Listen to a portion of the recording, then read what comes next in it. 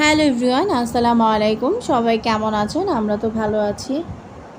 তো সকালবেলা ভিডিওটা করা স্টার্ট করলাম। এখানে আব্বু পেয়ারা আর ড্রাগন ফল নিয়ে আসছে। তো এর মধ্যে নুসরাত তো এখন মানে আগেও তো আসতো, এখন তো প্রতিদিন এভরিডে মানে ওর আমার কাছে থাকা ছাড়া ভালো লাগে না। আসলে বাচ্চারা যেখানে আদর পায়, খাওয়া দাওয়া পায়, সেখানেই আসলে বেশি থাকতে পছন্দ বোধ করে। তো আমাদের বাসায় আর আমার বড় আপুর বাসায় মানে ওর বড় মার বাসায় থাকতে খুব বেশি স্বাচ্ছন্দ্য বোধ করে। তো ওর বাসায়ও থাকতেই চায় না একদম। তো সকালবেলা চলে আসছে, সকাল না অ্যাকচুয়ালি এখন 11টা বাজে। তো ওকে ড্রাগন ফল কেটে দিলাম, পেয়ারা কেটে দিলাম যে তুমি খাও। জিজ্ঞেস করলাম নাস্তা করেছো? বলছে না। তো সে নিজেও খাবে, আমাকেও খাওয়াই দিবে, মানে সে একা খাবে না, যে খামুনি তুমিও খাও। ছোটোবেলায় তো খামুনি বলতো, খালামুনি ডাকতে পারতো না, এখন খালামুনি ডাকে, মাশাল্লাহ বড় হচ্ছে। তো এই সাইডে আবার আমি তরকারি রান্না করব, যার জন্য আমি চুলায় তেল দিয়ে দিছি। তেল দিয়ে তেলটা ভালো করে গরম করে নিছি।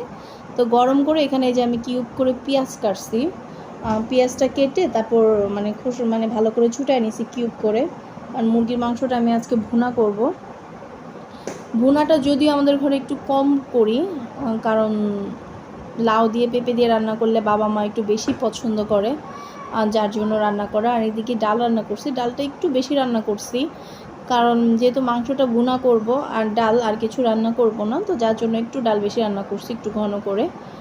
তো এই যে যেটা বলতেছিলাম আর কি, মানে আমার আম্মু আর কি পেঁপে দিয়ে রান্না করলে দেখা যায় যে একটু পেঁপেটা খায়, আব্বুও পছন্দ করে।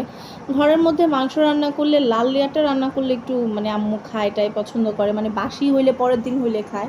কিন্তু এমনিতে বলে রান্না করলে আম্মু একটু যে একটা ঠ্যাং খাবে একটা পাকনা খাবে, এতটুকুই আর কি। তো রসুন নিয়ে নিছি, রসুনও দিব। আর এই পাশে আমি যে মুরগিটা কেটে নিচ্ছি, 2টা মুরগি আনছি আর কি।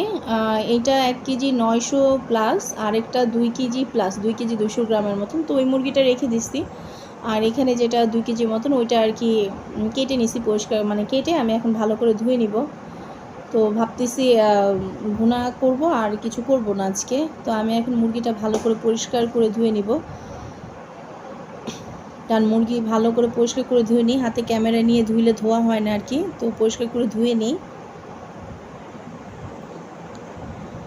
আর এই যে দেখেন মুরগিটা, আর এক হাতে না ক্যামেরা ধরে, আমি সবসময় আমার ভিডিওতে বলি, এক হাতে ক্যামেরা ধরে মুরগি আসলে ভালো করে যে কোনো কাজে আর কি করা যায় না, খুব কষ্ট হয়। আর অনেক কষ্ট করে ভিডিওগুলো করি, মাঝখানে কিন্তু প্রায় 6-7 মাসের মতন আমি ভিডিও করাই অফ করে দিছি, কারণ ভিডিওতে তেমন কোনো ভিউ নাই, সাবস্ক্রাইবার নাই, আসলে মন চায় না। এত কষ্ট করে ভিডিও করার পর যদি সাবস্ক্রাইব না হয়, তারপর ভিউ না হয়, তখন কিন্তু খুব কষ্ট লাগে। আসলে আপনারা দেখেন হয়তো বা 7-8 মিনিট 10 মিনিটের একটা ভিডিও, কিন্তু এখানে সারা দিনের একটা পরিশ্রম থাকে। তো ওদিকে আমি মুরগিটা ভালো করে একদম পরিষ্কার করে ধুয়ে নিয়েছিলাম, ক্যামেরাটা বন্ধ করে আর কি।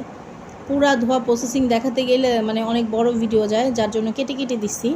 অনেকে মনে করে যে হয়তো বা মানে পরিষ্কার করে ধুই নাই, ওরকম ধুয়ে, আসলে না, ভালো করে ধুয়ে নিই। আর ওদিকে আমি সব মশলা দিয়ে দিছি, শুধু এলাচটা দিইনি, এলাচটা একটু ছেঁচে দিব, ছেঁচে দিলে মানে স্মেলটা একটু ভালো পাওয়া যায়। আর এই সাইডে যে আমি ভালো করে ভেজে নিচ্ছি এটাকে, ভালো মতন পানি দিয়ে এরপরে কষায় নিব।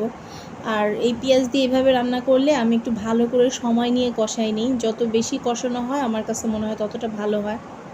আর ক্যামেরাতে একটু ঘোলা ঘোলা লাগতেছে গরমের জন্য, আসলে আমার মোবাইলটা বেশি একটা ভালো না, তো বেশি একটা দামি মোবাইল না, যার জন্য আসলে ক্যামেরাটা অতটা ভালো না, আর ভিডিওগুলো অত সুন্দর আসে না।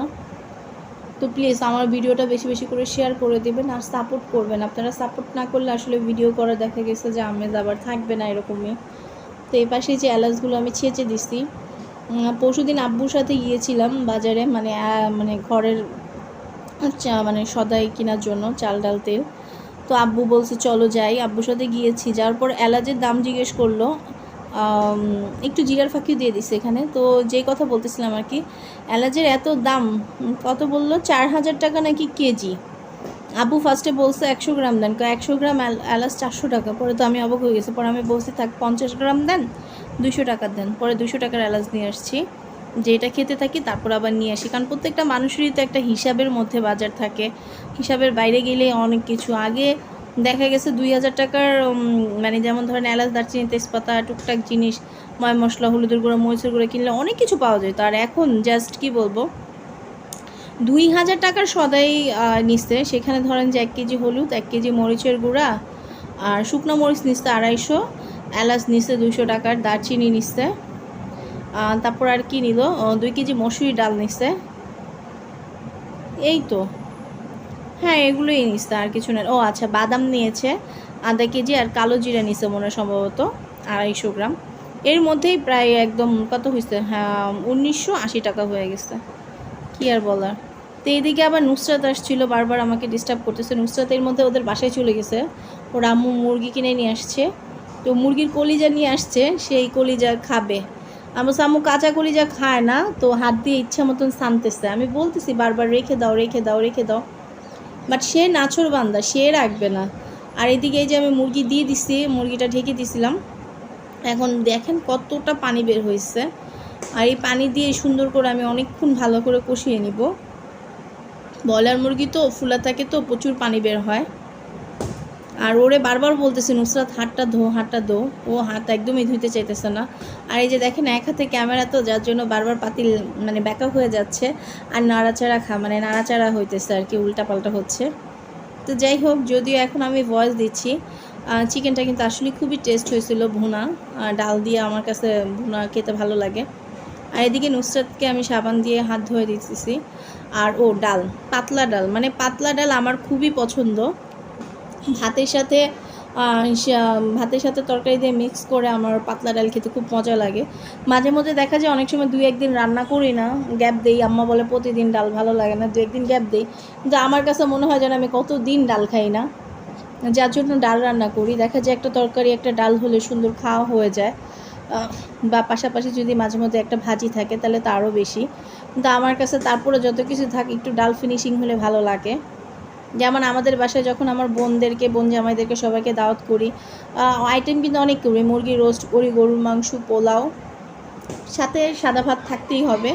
সাদা ভাতের পাশাপাশি একটা ভাজি একটা ডাল থাকতে হয়, কারণ তারা ওগুলোর থেকে মানে খেয়েও মানে ভাত ডাল দিয়ে খেতে খুব স্বাচ্ছন্দ্য বোধ করে। যদি ভাজি নাও করি কিন্তু ডালটা থাকতে হয়, যে ডাল দিয়ে ভাত দিয়ে লাস্ট শেষে দেখা যায় একটু মাংস দিয়ে খেতে খুব পছন্দ করে। তো যার জন্য প্রতিদিনই রান্না করি। তো এখন আমি এই যে রসুনগুলো দিয়ে দিচ্ছি। আগে না রসুন দিলে না, মানে রান্নার কিছুক্ষণ আগে, নামানোর আগে দিতাম, কিন্তু এইবারে যে রসুনগুলো আনছে আমি জানি না, রসুনগুলো মানে আমি এই যে এই পর্যায়ে দিচ্ছি, তারপরেও আমি এই যে এখন আবার আসছি চুলা নাড়া দিতে আসছি, পানি অনেকটা টেনে গেছে। আমি তো ভিডিও কেটে কেটে কেটে আর কি করছি, পুরোটা ভিডিও করি নাই। তারপরে দেখি যে রসুন মানে শক্ত হয়ে আসছে, মানে নরম না, যে গলে যাওয়ার যে ইটা ছিল। আম্মু বলতেছে এত আগে রসুন দিছো গলে যাবে, কিন্তু না, দেখবেন আমার তরকারি হয়ে গেছে তারপরে রসুন একদম টাইট হয়ে রয়েছে, এরকম একটা অবস্থা। তো যাক, ভালো হয়েছে। আর এখানে কষিয়ে ভালো করে একটু ঝোলের পানি দিয়ে দিচ্ছে, এই যে মুরগিটাও হয়ে গেছে অলরেডি। দেখেন রসুনগুলো একদমই হয়ে রয়েছে, মানে ভাঙে নাই, এরকমই চাইছিলাম যদিও। তো এখন খাওয়া দাওয়া করবো আর কি, খুব ক্ষুধা লেগেছে। তো এই যে খাবার দাবার নিয়ে নিছি, ডাল আর আগের দিনের শুটকি তরকারি।